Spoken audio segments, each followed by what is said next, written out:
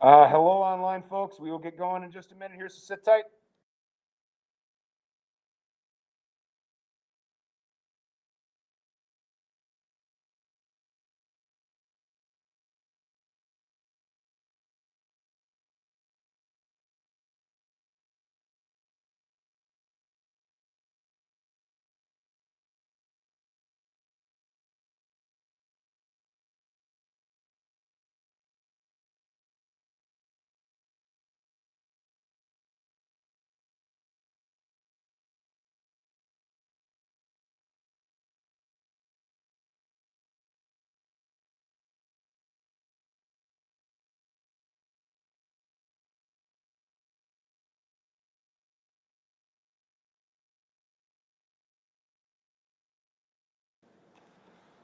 All right, here we go.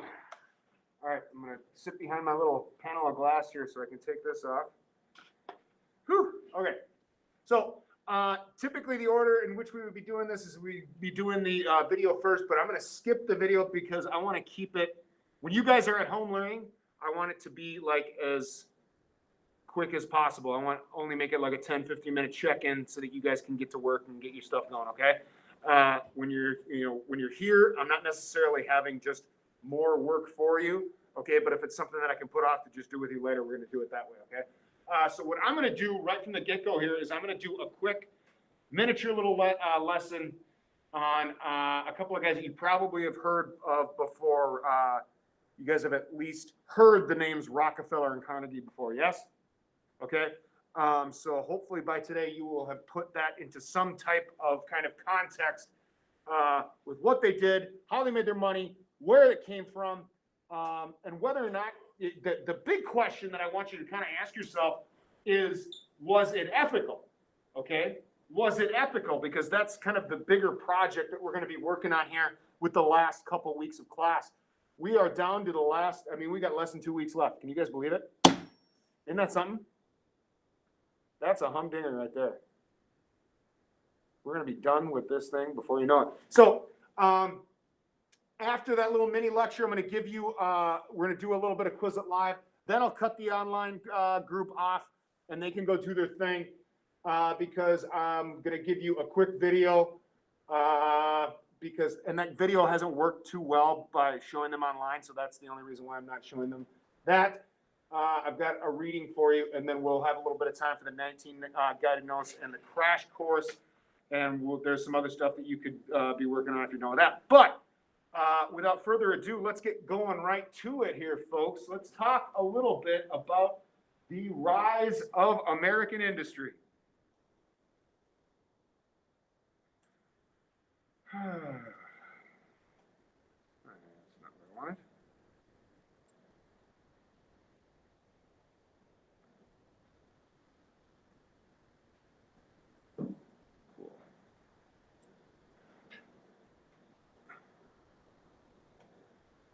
Still quite not used to this. Sorry, guys. Jeez. Okay. You guys have heard this. You guys have probably heard the statement before. The business of America is. Nobody? Close. It's kind of repetitive. The business of America is business. The business of America is business. And that transition basically started happening in the time period in which we are talking about right now. Okay? When the year 1920 hit, in the early 1900s, more people started living in the city than they lived in the country. Okay? And that transition took place in the middle of the 1800s. Okay? But how did we get there? Okay?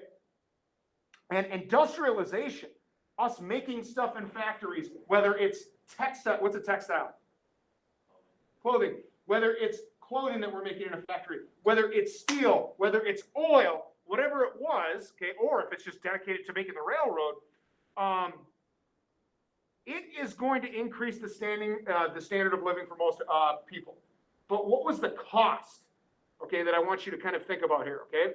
Now, I'm not so interested in giving you the details about why we're here, okay? Like you've got the steam revolution, you've got the steamboat, and the steam engine are going to fuel, literally and figuratively, the railroad, and most things in industry are going to have to do with the railroad in the middle of the 1800s. Either it's being transported by the railroad or it's dedicated to making the railroad, whether it's steel or a locomotive or whatever. You guys got me? Okay. And obviously, you guys know with westward expansion became that transcontinental railroad. That's how we've got, from sea to shining sea. That was going to open up a number of things, not just travel for people, but the moving of goods from east to west coast, from west to east coast, whether that's livestock or actual steel itself. Okay. I'm not going to talk about the Bessemer process or refrigerated cars or Edison right now, but understand that Thomas Edison was a friggin' Renaissance man, and he invented several different things that we utilize. Okay. And I'm not going to get into this whole debate about whether or not he truly had the patent for a lot of these things, as opposed to alternate current and direct current. But remind me to talk about this down the road here next week, because the alternate current, or otherwise known as AC/DC, you guys have heard of AC/DC before? Not just a great band from the 1980s, okay? But the big debate in this time period was, do we use alternate current or do we use direct current? Okay, do we use alternate current or do we use direct current? And remind me to tell you the story about this. If I don't, it's a freaking travesty on your education to not learn about Topsy the elephant. Have you ever heard of Topsy the elephant? I kid you not. In a public setting, I think it was actually in Coney Island, but I forget, we, the American people, electrocuted an elephant to death as a death penalty. I'm not kidding you, because they wanted to show how vicious, I think it was alternate current was, because it was Edison that wanted it done. Remind me to tell you that story. If I don't, I'm putting it on you. But anyway, obviously you guys know that the airplane is going to start in the middle of the 1900s with Kitty Hawk, December 7th, 1903. But think about the steps that the airplane takes in this time period. It's the Kitty Hawk, which is a glorified friggin' kite, in 1903. And then to be fighting a war with it in 1914 to 1918, pretty freaking amazing. And then to think about what it was doing in like World War II with the fighter pilots and stuff, whoa, whoa, whoa. To have a transcontinental flight, in the 30s, whoa, to fly around the world just a mere 30 years later, pretty freaking cool. Obviously, you guys know the Model T with Henry Ford, and that Henry Ford's Model T, what was transformational about that wasn't because Henry Ford didn't invent the automobile. He put the assembly line in with the making of the automobile. So he was able to kick out these Tin Lizzies, the Model Ts, to where a bunch of people now were getting them in the United States. So take a look at the Model T prices and sales so that the average consumer, his own workers, were able to afford these things. It was amazing. Okay, kicking these things out nonstop. You guys know what a patent is? What's a patent?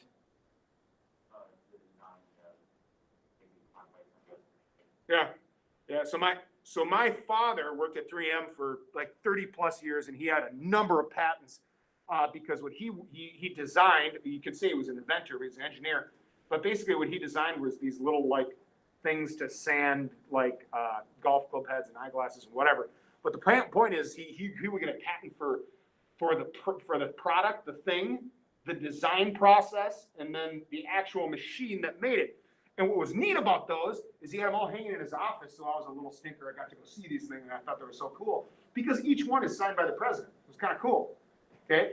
And the neat thing about those is then that belongs to my father. That idea belongs to my father so that nobody else can steal it and make money off it. Got me? Okay. Now that's not that cool, but this kind of is. Okay. In the number of patents that were made in the middle of the 1800s, and as we get closer and closer to 1900, how many more there are. This is more and more causes of rapid mass industrialization.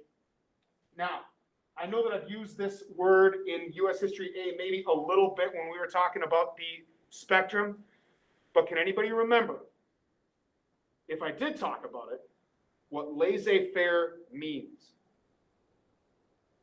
Laissez-faire.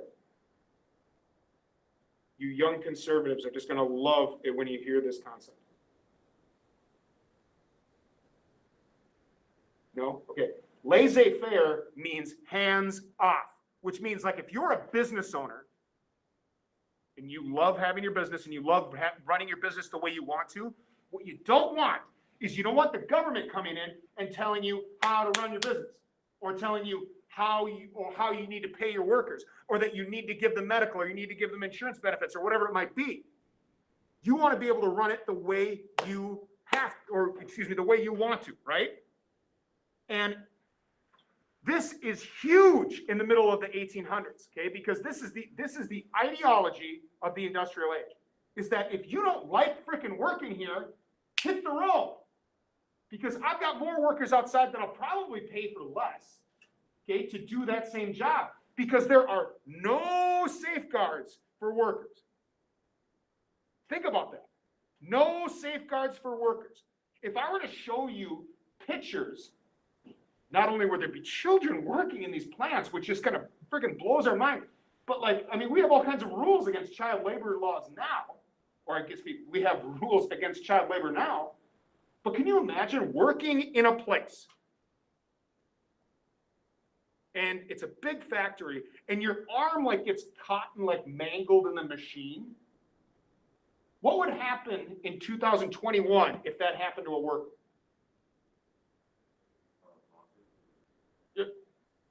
To put it lightly, right? Lawsuits to pay for the medical, lawsuits to probably sue the company. Not only that, but I like your way of thinking, because it's basically like, if I was to get injured, a catastrophic injury at work, I probably would be set for the rest of my life. Right? I wouldn't be able to work because my arm is mangled, okay? And I probably would sue the company for millions, right? I mean, I'm exaggerating a little bit here, but you guys get the point, right? Back then, arm gets mangled in the machine. Your boss goes, "It's been real. Get your stuff, get out of here." They had no obligation to give them anything. None. Unbelievable, right? I mean, even if I were to do something that's like my fault, if I walk out in the hallway here and I trip on water that's on the ground or something like that, and I break my friggin' 40-year-old hip, who's going to be accountable for my bills? Yeah. Right? I mean, it largely is like, you know, the state. I mean, they'd be responsible for paying you for that. But back then, I'd better fake that injury, because otherwise I'm not getting a paycheck, because they're going to fire me. Okay? Anyway, laissez-faire, okay, is the idea that business owners want to keep hands off. So this is a test question here, by the way. Okay, laissez-faire, you think hands off, and they can run their business how they want to, okay? Can run their business how they want to.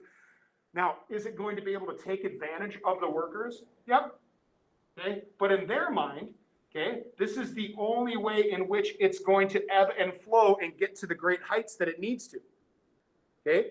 In their mind, with laissez-faire business culture, if the government is sticking its hands in it, it's mucking it up. Make sense? You're mucking up business. Government has no business in business, okay? In their mind here, okay? And how are they going to reinforce this? With these ideals. So when you guys have taken science classes, and this is middle school science stuff here, but what's Darwinism? What's that? The study of evolution, right? We talked about this when we went over the Scopes monkey trial, right? Because in this time period, back then, they didn't want to teach Darwinism in school because they thought that it went against the Bible, right? The theory of evolution goes against the Bible. We can't teach it in school, blah, blah, blah, blah, blah. But with the theory of evolution is the notion of survival of the fittest, right? So if there's two of a similar species competing for food, okay, and one's faster at getting to the food, the slower one, in theory, should die off, and the species should grow stronger, right? Now, Charles Darwin was not a social theorist, but this guy, Herbert Spencer, is going to take that theory and apply it to a social setting.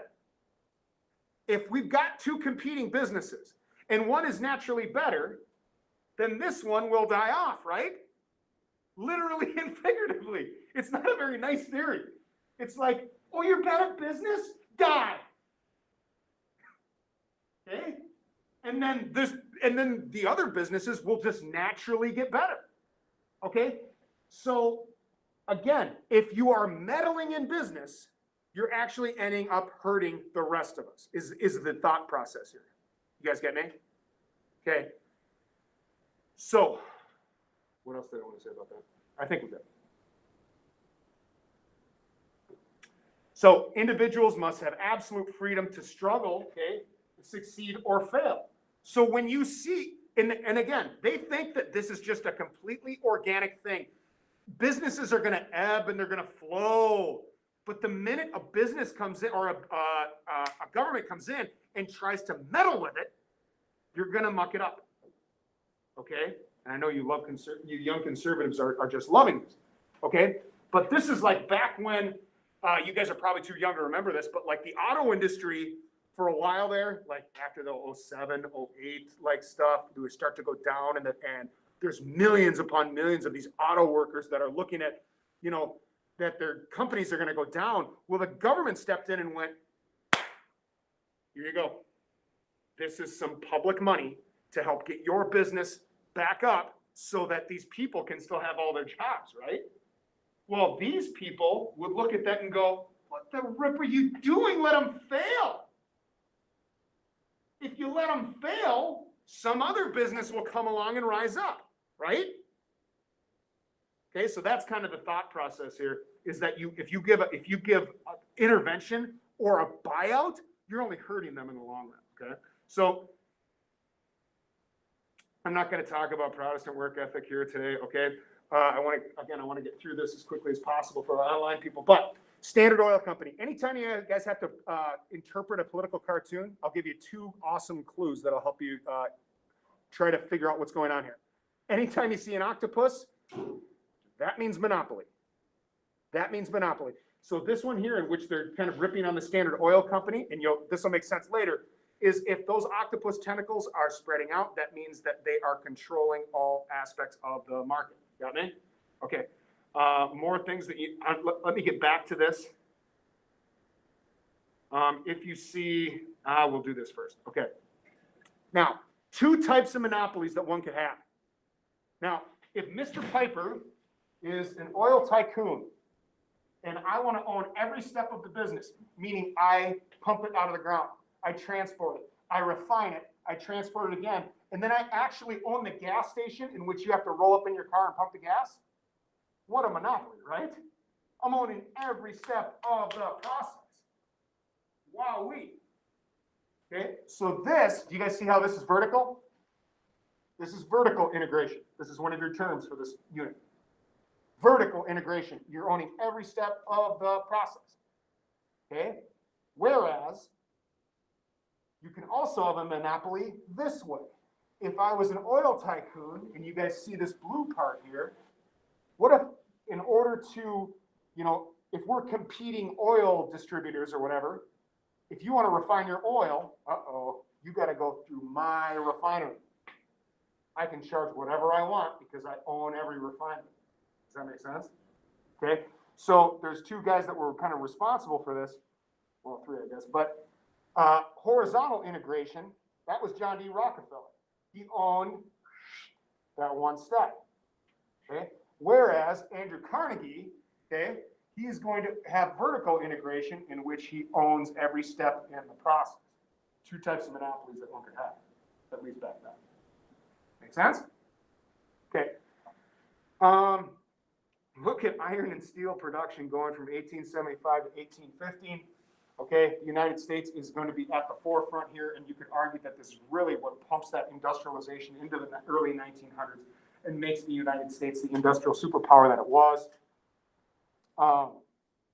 In order to get those monopolies, a lot of these companies started to realize that, holy buckets, like, Gabby, if we're both making steel and we just kind of realize that together we make like 80% of the market, well, we merge, okay?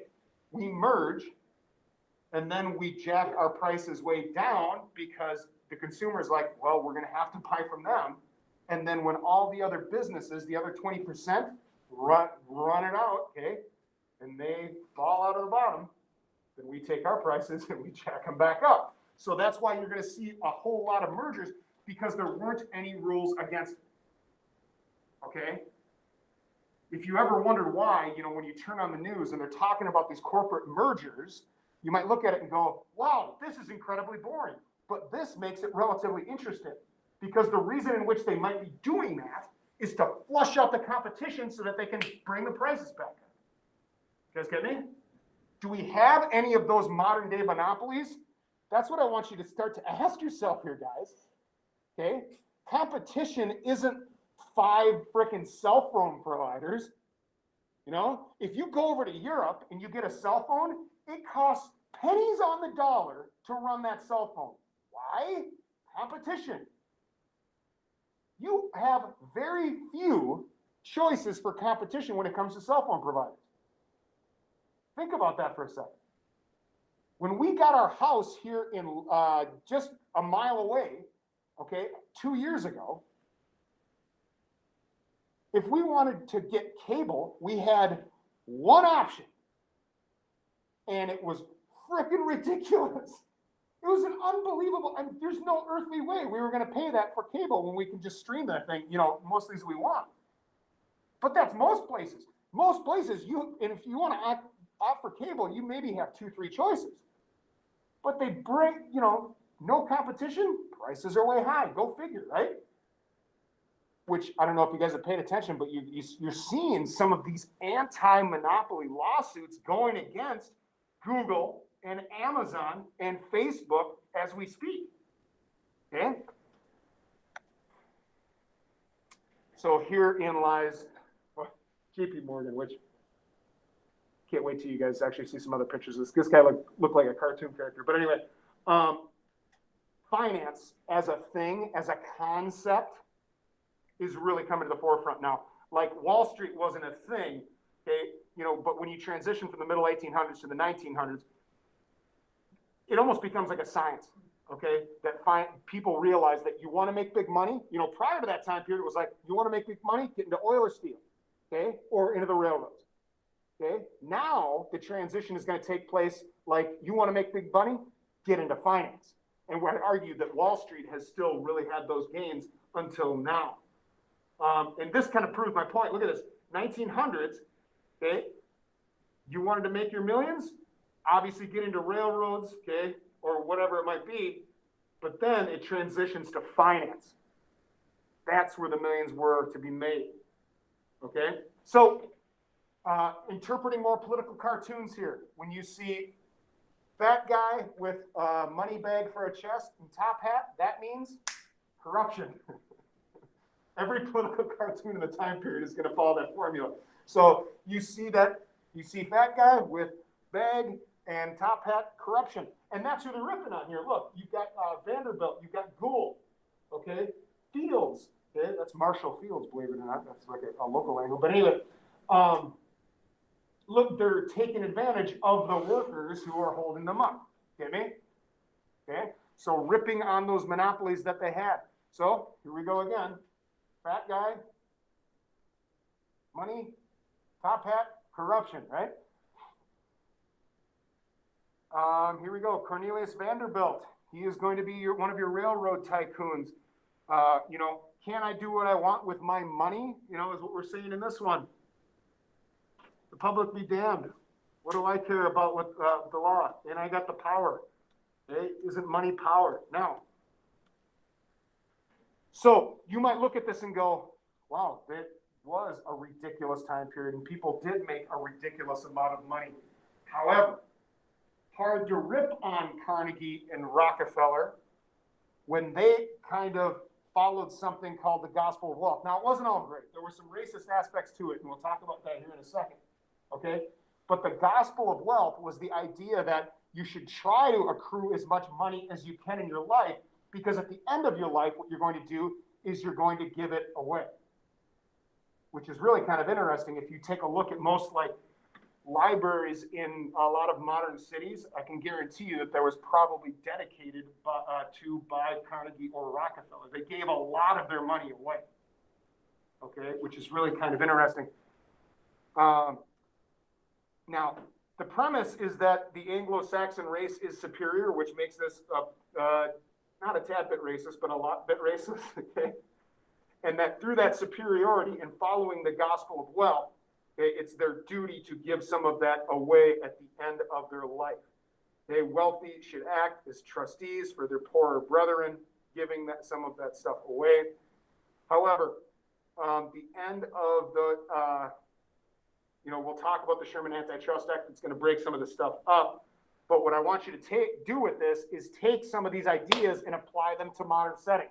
Do we have modern monopolies going on? Okay? And think about that as we go forward the next couple of weeks, okay? All right. I know that went longer than I thought it was going to, but what I want everybody to do right now is let's learn some of these terms by going to Quizlet.live right now.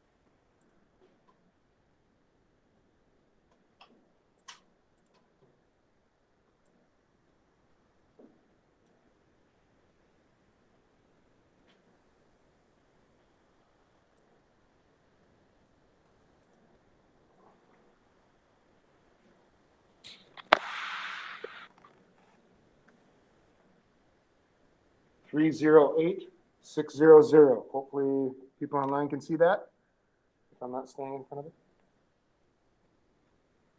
Whew.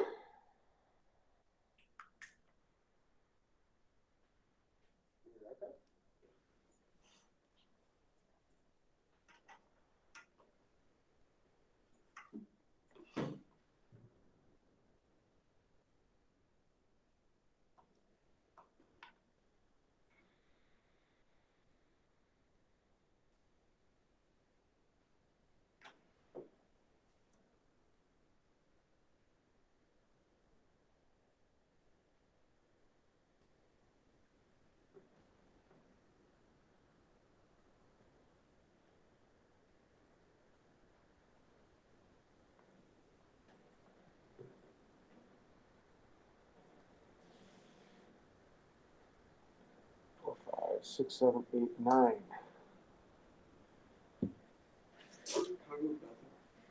I'm sorry? I go to the bathroom. After this. Okay, if you're not in about 30 seconds, then we'll start this thing.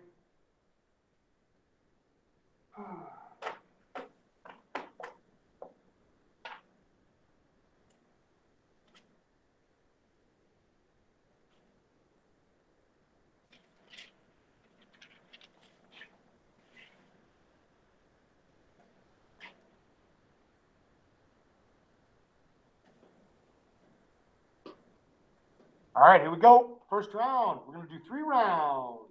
And then race.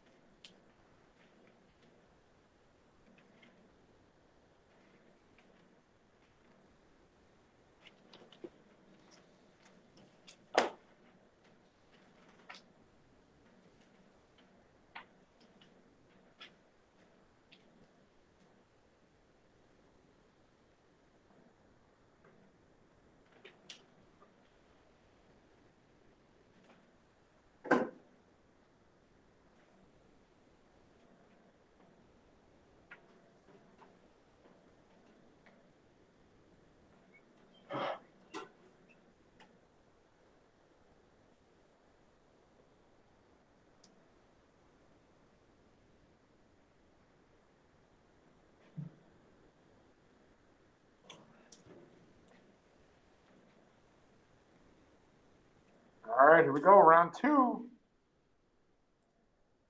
And they racing.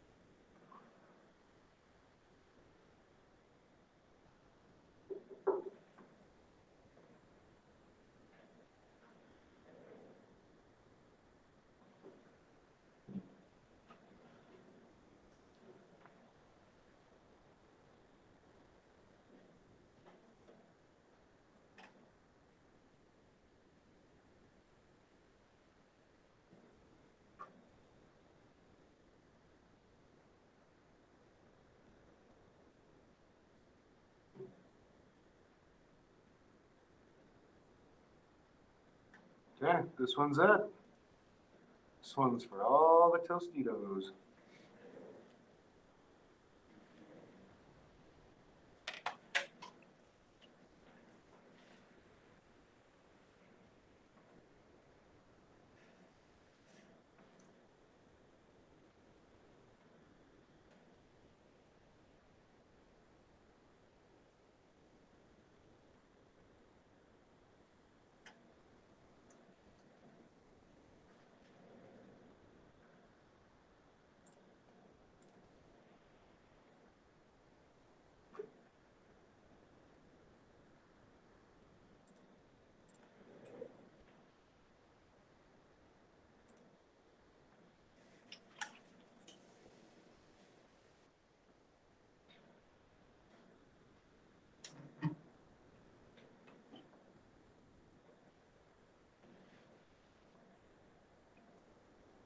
No Elena today?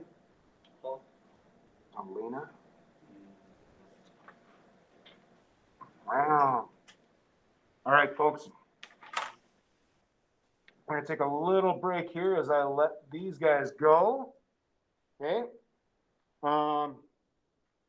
Okay. Online people understand that you have got your Chapter 19 guided notes and